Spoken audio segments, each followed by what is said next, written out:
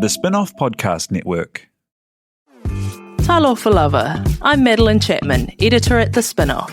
If you have the means, consider supporting our high-quality journalism by becoming a Spinoff member. Sign up now at thespinoff.co.nz/donate.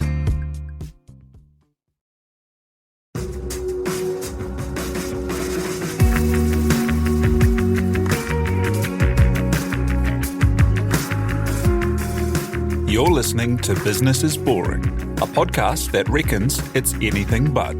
Business is Boring is brought to you by Spark Lab, offering inspiration and practical advice to help businesses find their edge. To hear more about Spark Lab, including details about the latest events, workshops, and business tools, visit sparklab.co.nz. And now, here's your host, Simon Pound.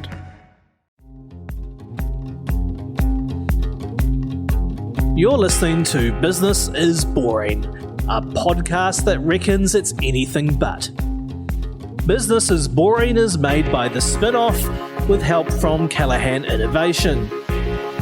Here's your host, Simon Pound.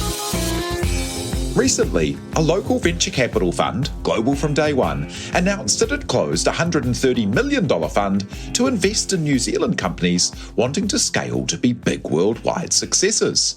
The total included $45 million from Elevate, a New Zealand government initiative to supercharge the local venture scene. It's the largest investment that fund has made. In the New Zealand context, it's a big total, and GD1, as they're generally called, are one of the longest-running VC firms here, moving from their first fund specialising in seed or investments very early on in a company, through to Fund 2, that was for companies a little further on, to this, Fund 3, that is designed to help Kiwi companies that have found initial traction for their product or service or idea and help them scale to be big, emerging global leaders. To do the global bit, the company has partners with a bunch of global experience across finance, marketing, venture, operations, and hardware. Their hardware expert, for example, was a hardware scaling leader at Apple.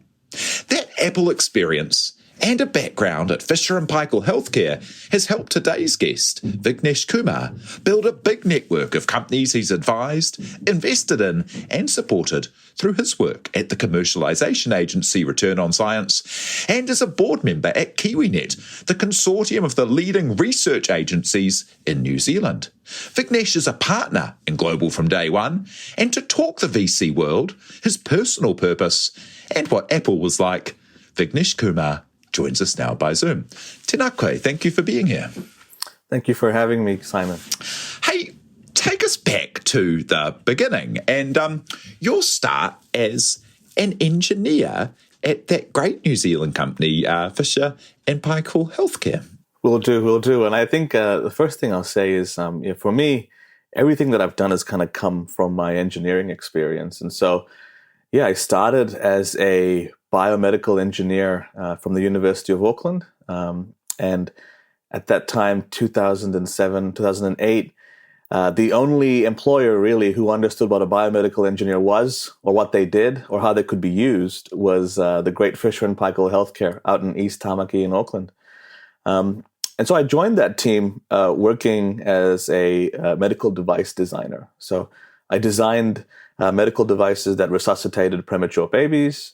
And I also designed medical device which was used in the kind of adult resuscitation space, but mostly focused on the infant vertical. And I spent my time there doing that for about 6 odd years. But a great kind of starting school, if you will, for engineering, because F&P at that time also kind of not really competitively harassed by others in its kind of ecosystem. Getting into the medical device industry was quite difficult, quite onerous.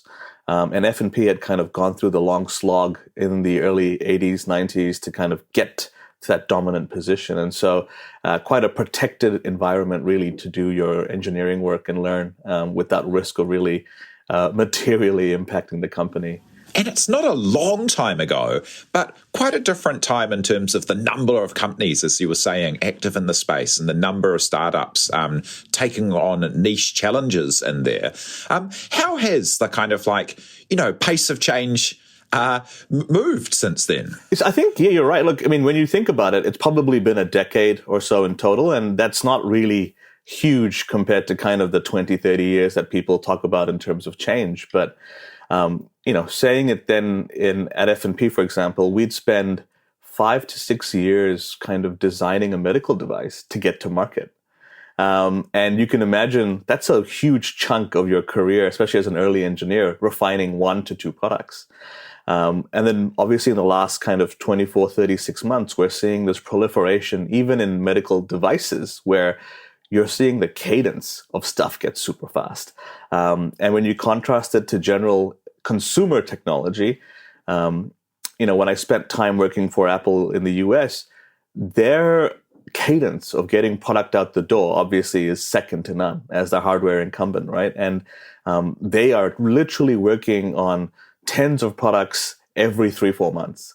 And you're just cranking out product after product after product and working to this real crazy expeditious timeline, which doesn't really apply to the medical devices sector. But again, contrasting it to 10 years ago in medical devices, it's night and day. It's kind of this exponential step change in kind of getting things out the door to the consumer and really understanding what they want. Yeah, and that kind of consumer understanding, you mentioned that you started in engineering, but then you went and studied on a Fulbright scholarship in the USA at Wharton, an MBA. What took you to want to do Master of Business Administration? What kind of lit your fire and interest there? I think honestly for me, Simon, was the fact that as an engineer, I could definitely see what I was doing, enjoy that role and that responsibility. But I definitely wanted to be in charge of kind of the vision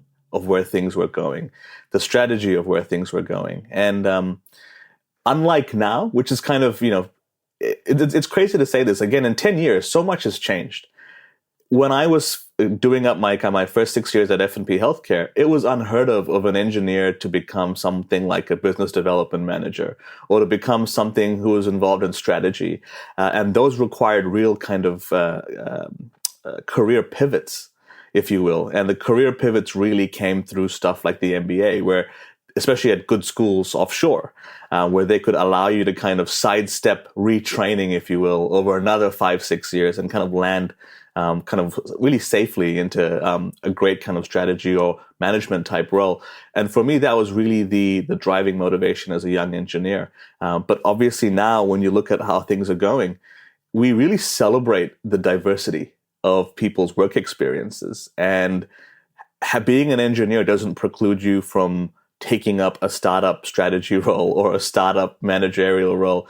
So kind of the landscape has fully evolved. But I think given the circumstances and the timing back then, the Fulbright scholarship for me was kind of a release from New Zealand to see the bigger world, get a sense for what it was like working outside of New Zealand's borders, working in other verticals.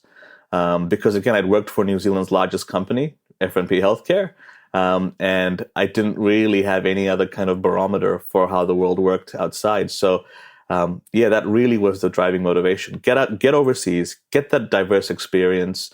At the same time, go to a good school, try get that through a scholarship. Yeah, and that's a super prestigious thing to accomplish too. How does a Fulbright scholarship happen? And, where did it take you? Look, I think the Fulbright scholarship was definitely life-changing. And it's something offered in concert by the US State Department and the New Zealand government, especially for kind of sending Kiwis offshore.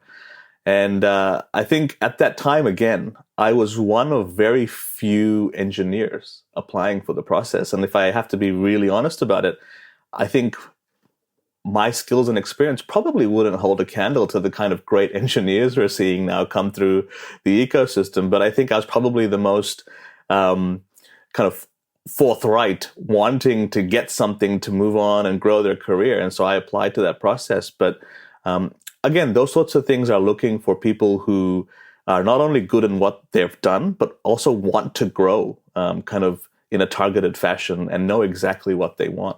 But yeah, that was a process in and of itself where I think, I set my own strategy of trying to get my master's in engineering before applying, and just to kind of, as they say, add a bit of momentum to your profile. Because again, coming from the bottom of the world at that time, you're going from a small pond to a huge pond. And you kind of need to have that competitive aspect in your background and profile to kind of get in. But yeah, look, I was really humbled and honored to get that. And it's something that has really changed and catalyzed my career.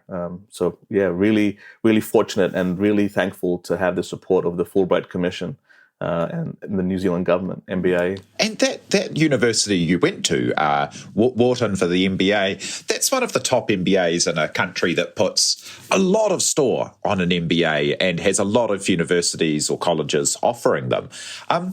Tell us about what's it like with what are, some of the leading, the people at the very top of the academic success across the states and the world are going to these places.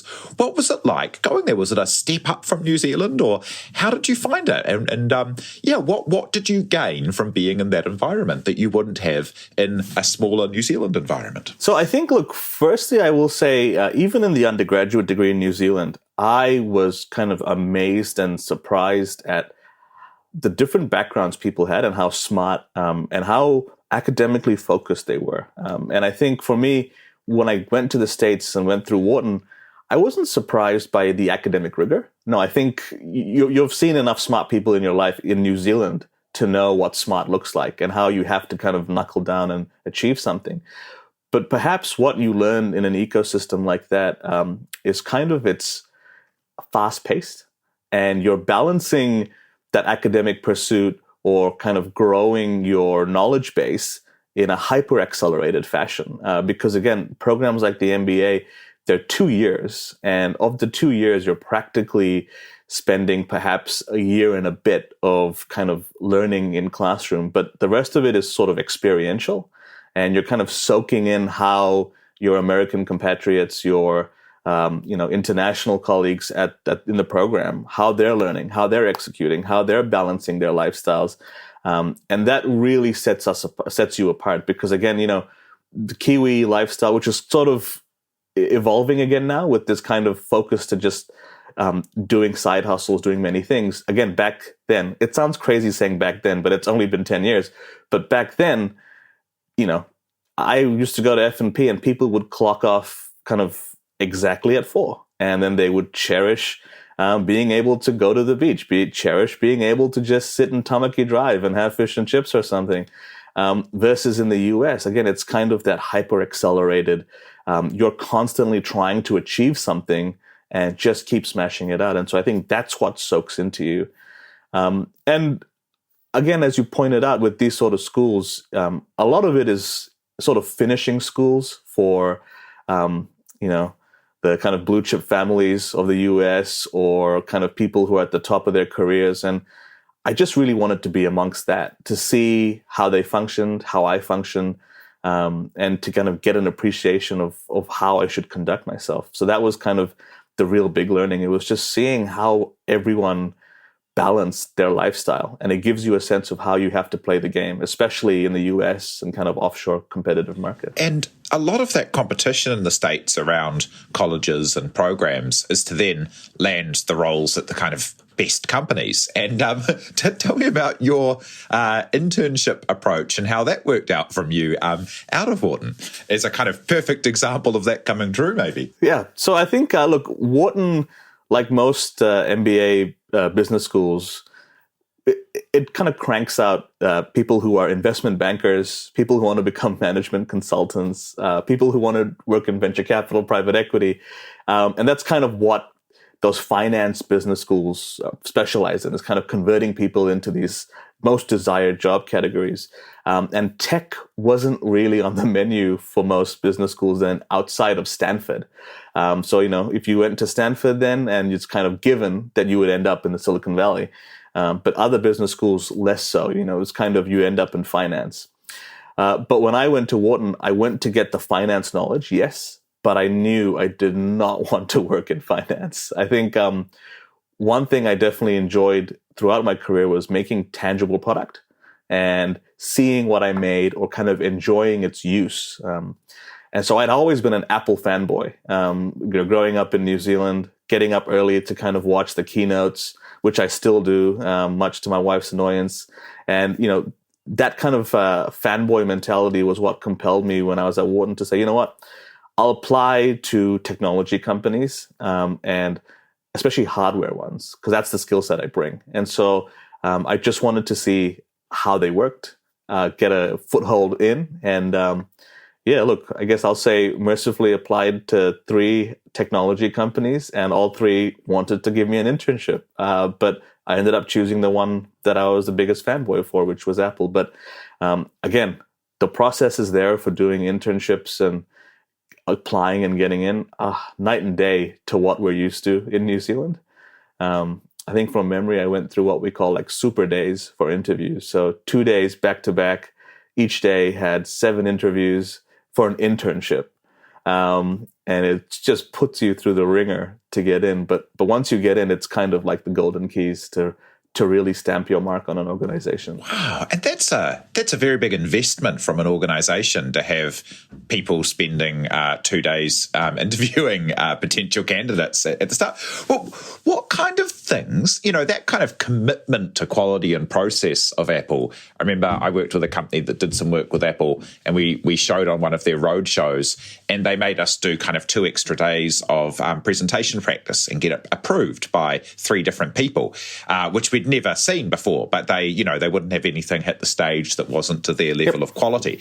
And, there's so many things that a company like that's run by, and Tim Cook, one of the great operators in kind of, corporate history, as well, obviously, as a great strategist and the like, but a real operator. What kind of things did you learn and experience there? Yeah, so look, it's interesting you say operator, because that is the key word here. I think the role that I went through was on the operations side, and in fact, it was the role and structure that Tim Cook went through when he kind of went through the company. And everyone who's gone through that route at Apple on the operations and kind of what we call the enclosure global supply management side, they know kind of you have to focus kind of aggressively on delivering product. And you have to focus really aggressively on delighting the customer. And so that's kind of Tim's core tenets from when he took over, right? And it's not just kind of delighting, but also delivering. Versus kind of Steve's mentality before that was, let's delight the shit out of the customer. The operations will get there, but let's delight the shit out of them. But Tim was very much a kind of, look, I'll focus on delighting, but I want that screw on the bottom of the iPhone to be flawless. And if that means Vignesh spends 6 weeks somewhere in China making sure that the anodizing on that screw is fine, so be it. So that kind of relentless pursuit of operational excellence and kind of making sure that the product was finished right, that's something you learn at an organization like that. And that's something I soaked up through that experience. And it really was attention to detail, driving to a solution when it's ambiguous, right? Which is relevant to startups, relevant to a lot of things in life where you've given, again, not much information. And you kind of have the joke we used to have, and, please don't take this the wrong way, was kind of the eye of Sauron on you. And so you can imagine the eye of Sauron is on you all the time at a place like Apple. And you have literally got to ensure that while the eye is on you, you are doing everything humanly possible under the sun to ensure that the eye does not become something more onerous. And it sounds kind of scary, and I will say at times it has been, but that's the reason why Apple persists, right? That's the reason why they are the hardware incumbent. That's the reason why it's hard for people to knock them off that perch. And that's the reason why people poach the hardware engineers and the engineers who deliver on product from Apple, because you've got that caliber of just diving out of your skin to deliver shit. I love that idea of the Eye of Sauron as well, because it really captures that thing about being on some kind of odyssey a long way from home, trying to solve something in a different land, and then there's the home base looking in on you. And then, what kind of products did you work on at Apple? What kind of hardware did you help scale? Sure. So I worked on the portables line. And so portables, the definition is everything which you carry, which is not the iPhone. And so that's going to be the MacBook, the Apple Watches, the iPads.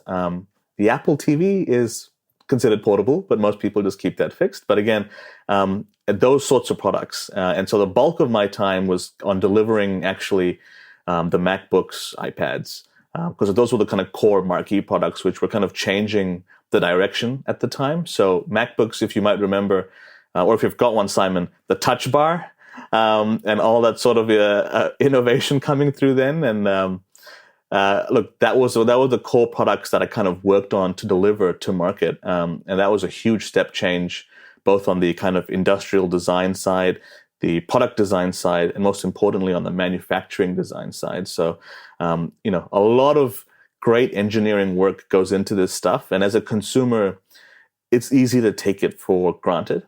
But again, like those products have so much engineering in there that it's just kind of oozing out of every seam. But those are the products I worked on. And what led you back to New Zealand? So I guess what led me back to New Zealand was a confluence of two things. The first of which was the fact that I actually had a health incident. So I got diagnosed with cancer. So while I was kind of loving the US experience, working for, the company that I love the most in the world, Apple, I was traveling around the world, flying to different countries to kind of help scale operations, assess young nascent technologies to either license, joint venture, or acquire into Apple. But in doing all that stuff, you lose sense of kind of work-life balance. And I don't say that in a negative way, but you're just you're so committed to the job that when you kind of, let's say you come back to the hotel room from a 12-hour day at a factory, for example, you don't stop to go, hey, have I eaten today? Have I exercised today in a meaningful way? Will I be getting enough meaningful rest? No, it's kind of, you just quickly decompress and get back to work because the time zones are inverted with Asia and the US, and you've got to kind of get back onto the grind. And you quickly lose sense of self. And I think that process kind of, unfortunately, kind of masked all the typical cancer symptoms. And so, I came back from a work trip once and I hadn't seen my wife for about 3 weeks. And the first thing she says to me was, not that I missed you, but your neck is not symmetrical anymore. And, when you kind of get that sort of line delivered to you, you're kind of going, have I, everything kind of clicks at that moment. Have I just left this too late? And so kind of for me, that was a defining moment, which really kind of said, look, I've got to get better. I've got to beat this thing. And I've got to return to New Zealand. But yeah, look, I spent the better part of 9 months going through chemotherapy and radiation in California at Palo Alto at Stanford Hospital. And, spoiler alert, still here. So mercifully, all those things turned out well. But an experience I would not want to relive in any sense of the word. And so after going through the successful treatment in the States, what kind of a life reevaluation does that set off in terms of what you want to do with your time and where you want to be? And how does that bring you back to New Zealand? Yeah, so I think, look, again, that sort of life event experience, it kind of quickly tells you what's worth it. And I think for me, as I said, I had lost sense of self. And I was committed to, for me, when you asked me then prior to being sick, how do you define Vignesh? I would just say helping Apple be the greatest it can be. And it almost sounds cultist or kind of somewhat communist, right? You're kind of striving for singular purpose, but that's kind of what's ingrained into you in that culture. And you are rewarded well, you are compensated well. And so those things help accelerate that notion. But when you get sick like this, or when a life event puts things into perspective, you go, actually, do I want to be a cog in the machine for the rest of my life? Because let's be honest, a company like Apple, like Amazon, like Microsoft, who have you, they are machines, huge hulking machines. And regardless of the efforts of one individual, you will always be a cog in that machine, unless you are the apex cog, like Tim. And so, that kind of life perspective came back to me, and I said, look, I don't want to spend the rest of my career being a cog in the machine. I feel like, I've spent a few years working for Apple in the Valley and across the world, and those few years definitely translate to better than 5 to 6 years working anywhere else, in kind of equally competitive environments. And it's time to go home, time to focus on what matters to me. And so for me, it was really that moment, decided, hey, where should I be going? Back home to New Zealand, spend time with my folks, with my friends, spend time with my wife again, and just ensure that, take each day for kind of the positive value that's been given to you, as opposed to kind of working up each day and just going through the process. I know during Zoom lockdown, I'm starting to feel like, we're all kind of just getting up, logging onto Zoom, and it's kind of feeling like that procedurally driven, painful experience. But yeah, for me, this is infinitely better than kind of doing what I was doing there in perspective, because again, you're just at the grindstone nonstop, not just in a lockdown, but nonstop. And so, yeah, I wanted to come back to a place where there was balanced lifestyle, where I could spend time focusing on my relationships, and really just nourish myself back to health, because that sort of thing really just changes you for who you are. And we'll be back in just a moment to hear more from Vignesh Kumar about what he looks for in companies to work with and the work that he's doing to help grow the local scene. Kia ora koutou katoa. Te Aihe Butler here, podcast manager at the Spinoff. As we find ourselves navigating a new outbreak and lockdown, everyone here at the Spinoff remains committed to bringing you quality independent journalism, which, of course, includes our coverage of COVID-19. It's not an exaggeration to say we couldn't do this work without the generous support of our members. So, if you'd like to help us keep Aotearoa informed, please visit thespinoff.co.nz/members for more details and to donate today. Yeah, so tell us about coming back. And then you got involved with two kind of big agencies that help commercialisation of ideas happen in New Zealand, with KiwiNet and also Return on Science. What got you in there? And how does that help to, I guess, get you right into the scene, but also help grow that next generation of entrepreneurs who don't have that experience of how to take ideas and make them really real things? So yeah, look, I mean, when I came back to New Zealand, I didn't actually have a sense of what I wanted to do. I think my entire career had been defined by technology, had been defined by scaling it, by executing on it, and also identifying technology. So as I said, one of the core aspects in my role at Apple was identifying young technology to kind of license, JV, or potentially acquihire into our projects. And so I guess that experience set me up well. So when I came back to New Zealand, one of the core things I started doing was taking a look at what my friends were getting involved in. And a few of my undergrad classmates were starting their companies at that time. And they were like, hey, Vignesh, you've done hardware. I'm building something in hardware. Would you mind taking a look, giving some commentary, or would you mind investing? And to be fair, I had done a little bit tiny investing in the US, but nothing meaningful. And I decided, hey, you know what? Sure. Let me back friends. They're doing what they like. I know them from a credibility perspective, so I know they're not going to go and just blow that money at Sky City, as fun as that might be.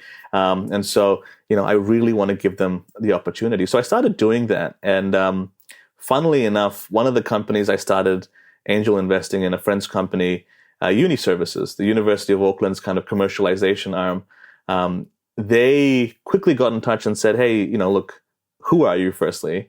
And why are you suddenly kind of randomly investing into startups that we have in our ecosystem?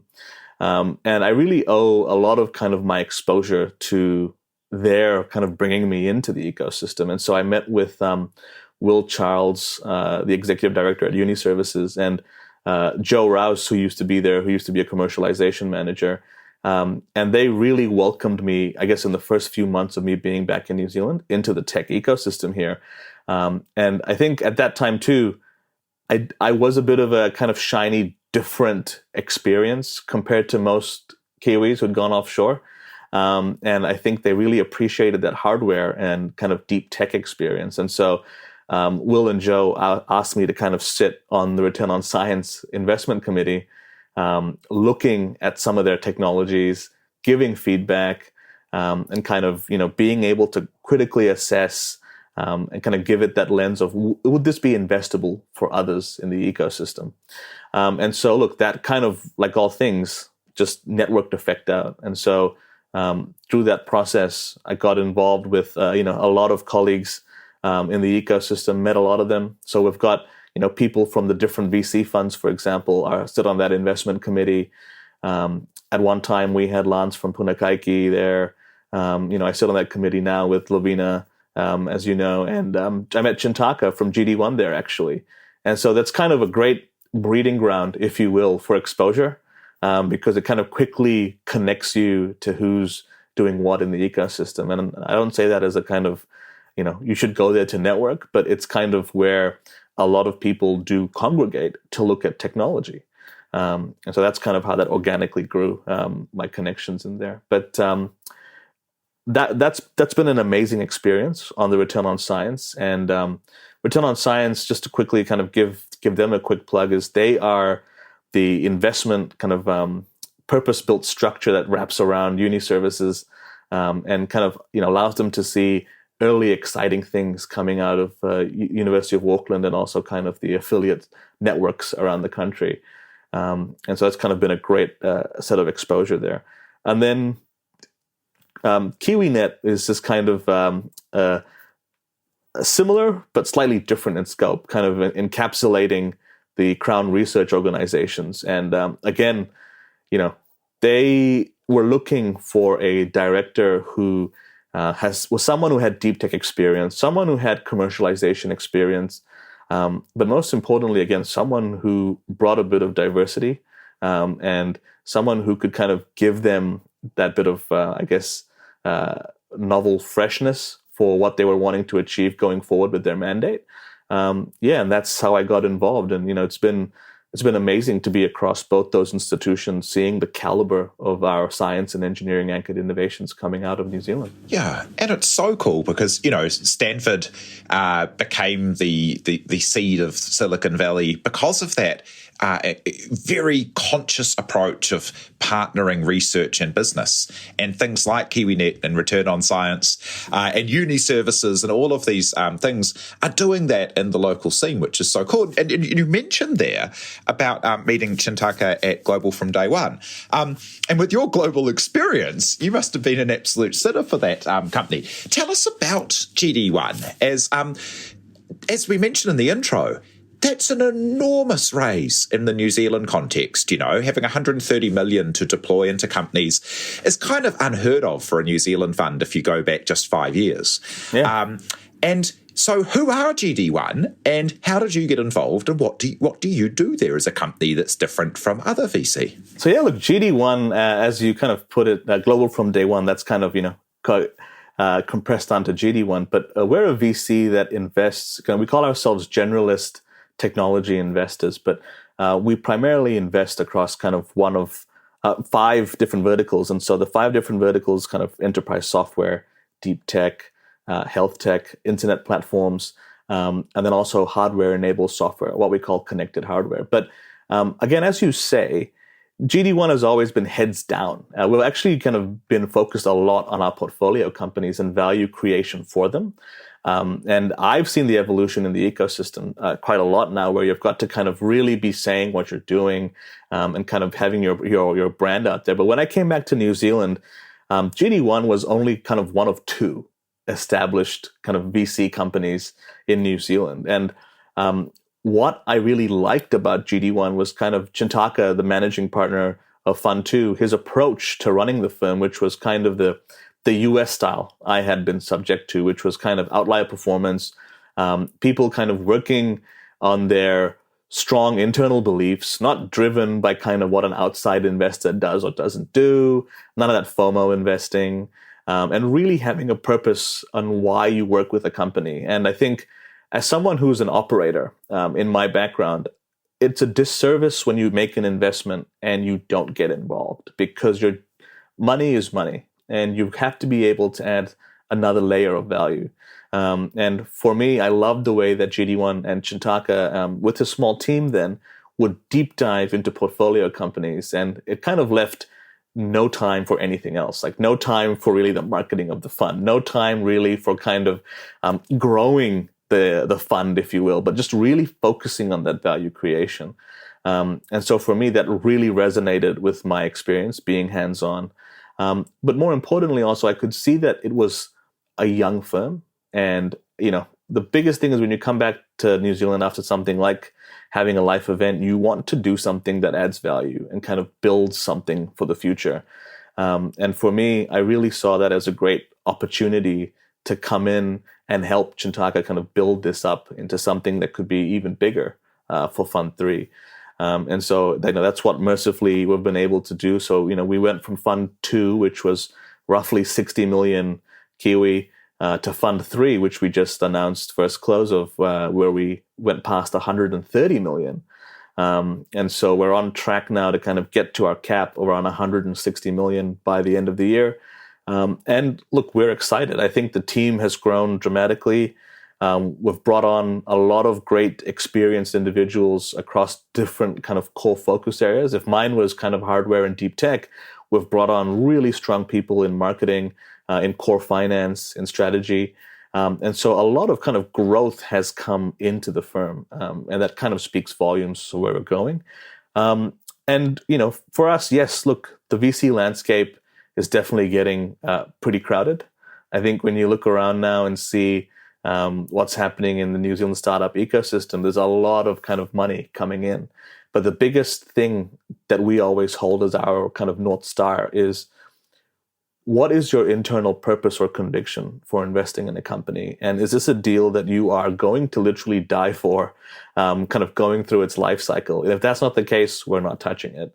And then secondly, when you invest in something, it's just not for the utility of giving it the money, as we said, right? It's the utility of being able to keep adding that value from your personal experiences. And so that's really informed how I invest at GD1, how John Kells, our other partner, invests, and again, how Chintaka invests. And so, we've really, really built up our core understanding of what we like, what we invest in, and kind of how we set ourselves up from, the competition in New Zealand. But I will also say there's a benefit to having been at firms that have kind of been around for a little while, where they've build up that kind of track knowledge, if you will, and track record of experience over prior funds.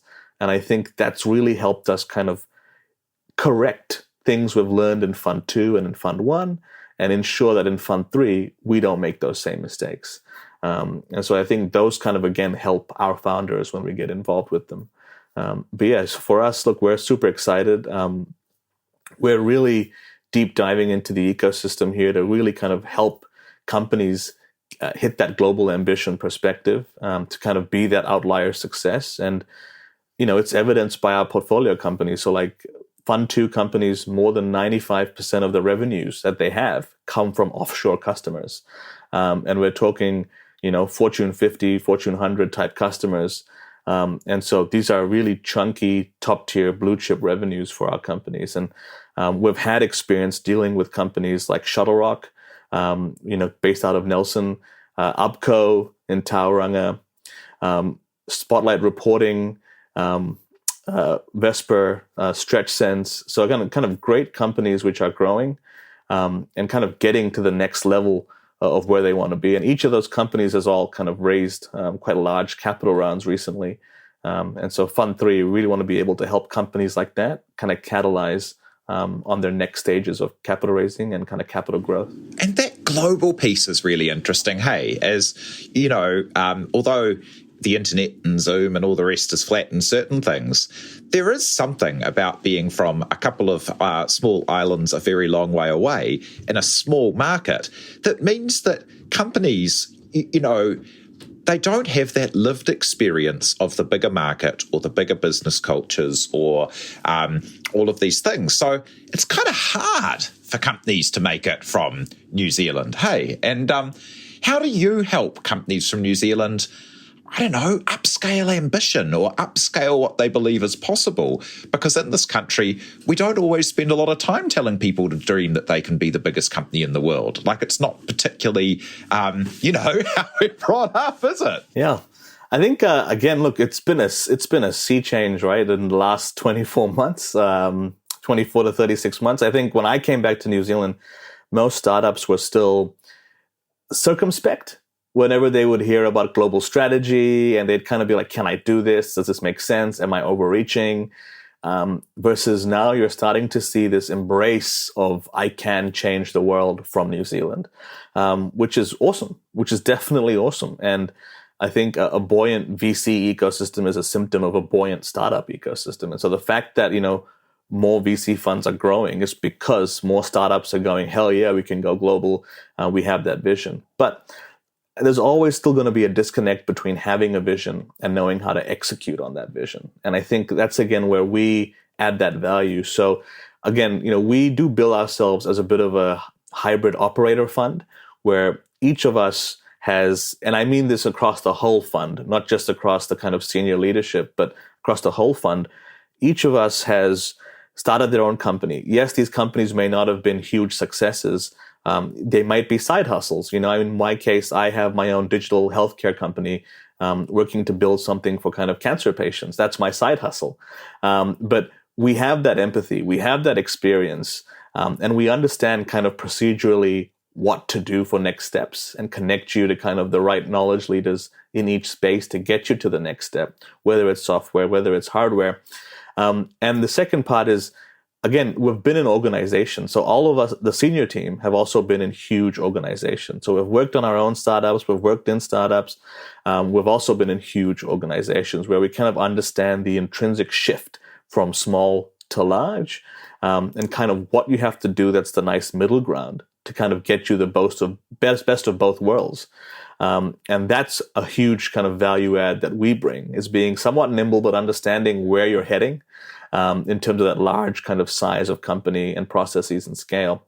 And then outside of that too is the fact that for us, GD1 has always kind of stood for companies wanting to be something on the global market. And we have a strong Rolodex of investors, advisors, especially from offshore markets and offshore VC, from some of the top tier VC who are on our VC advisory board. And these are folks who have made investments into, I think in the last 18 months, most of Australia's unicorns, for example. And these are people who have made billion-dollar type listings in Southeast Asia, and people who've had kind of been on the ground floor of some of the most iconic tech companies in the US.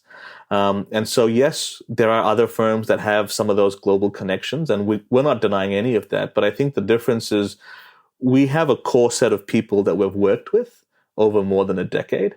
And these are personal relationships. These aren't corporate relationships or sort of kind of work relationships that we've just ported over to GD1. These are relationships that are personal. And so these people are kind of committed to ensuring that GD1, and by extension, GD1's portfolio companies, maximize their global success. And that's the kind of value that we add. And having come back here, you know, after this personal life event and getting involved with a whole lot of these young companies and these growing companies and helping to build the space here, like, what will, as a final thought, what will success be for you personally from this work and for the company and for GD1? I think for me personally, I wake up each day thankful to be on this planet still. And it is something that kind of drives what you do. So everything I try to do, I have to be adding value. And if I'm not additive to the process, then it is a hard kind of forcing function that tells me that maybe I shouldn't be engaging with this. So that's kind of, for me, the success will never be defined personally And if we're being super honest, if you're coming into VC or anything like that to make money, that's the wrong way to be looking at this. You're really coming in it to still be part of kind of technology value creation, especially in an ecosystem like New Zealand, which is still on the ascendancy. And so for me, again, personal success from this is still seeing the startup ecosystem get buoyant.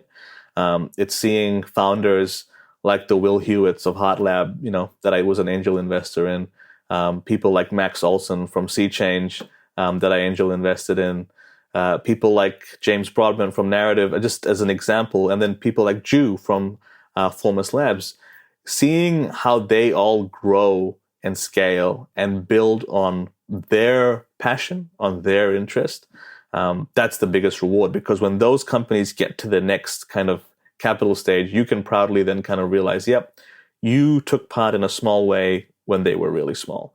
And that's kind of the biggest validation, really. So that's kind of the personal success.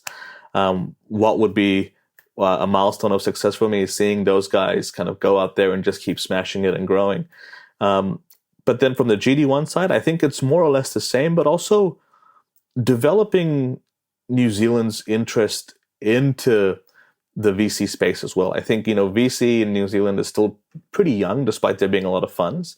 But success for GD1 is probably, again, growing its footprint, growing the number of people who care about it, and also ensuring that we kind of build out our legacy of being the empathetic investors, the investors who have a point of difference, the investors who operate more like US-style funds.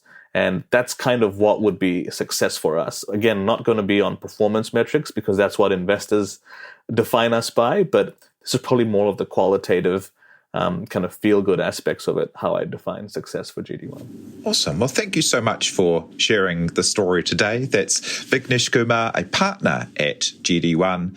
Thank you for joining us. Thank you, Simon. Just thank you so much to Te Aihe Butler for producing in this upside-down Zoom world. And thank you very much for having us along and listening. Look after yourselves. Cheers. You've been listening to Business is Boring, presented by Simon Pound. Brought to you by the Spinoff and Callaghan Innovation.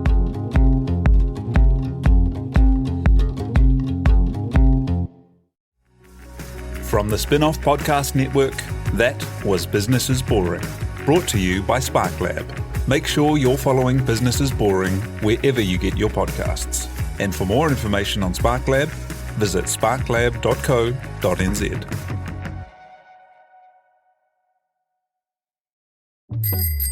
Ready to rediscover the joys of cycling? With over 300 kilometres of cycle paths across Tāmaki Makaurau, jumping on your bike and going for a ride is such a fun way to discover the city from a different perspective.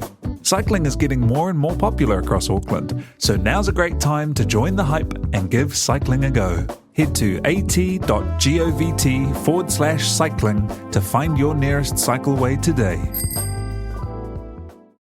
The Spinoff Podcast Network.